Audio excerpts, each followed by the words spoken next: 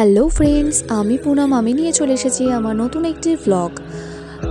8ই March Mahashivratri, সেদিনকে আমি ঠিক কী কী করলাম তোমাদের সাথে সেটি শেয়ার করব।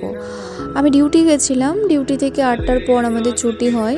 তো আমি ডিউটি থেকে 8টার পর বেরিয়ে বাজারে গিয়েছিলাম। বাজার থেকে কেনাকাটা করেছিলাম, ফল আর ফুল টুল সব কেনাকাটা করে নিয়ে তবে বাড়ি এসেছিলাম। যদিও সেদিনকে বাজারে মানে অ্যাকচুয়ালি পুজো বলেই হয়তো দামটা ভীষণই কস্টলি ছিল।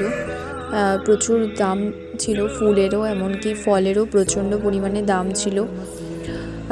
খুব সম্ভবত ডাব, যেটা সম্ভবত কাজে লাগে শিবরাত্রির, সেটি মানে যে আমরা নর্মালি ডাব 40 টাকা করে কিনি, সেই ডাব নিয়েছিল 60 টাকা। তো যাই হোক, শিবরাত্রি বলে কথা, উপোস করেছি, আমাকে তো কিনতেই হবে, সেই জন্য 60 টাকা দিয়েই ডাব নিয়েছিলাম। আরও বাদবাকি ফল টল ফুলও নেওয়া হয়েছিল।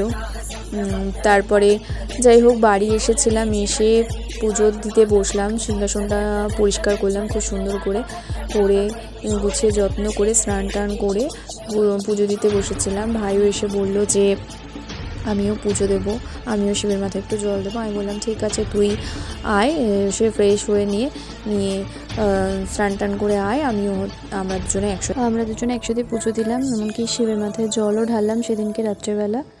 আমার এই ছোটো ব্লগটি যদি সবার ভালো লেগে থাকে তাহলে প্লিজ একটা লাইক করে চ্যানেলটিতে একটু সাবস্ক্রাইব করে দিও, তাহলে ভীষণ খুশি হব। Thank you.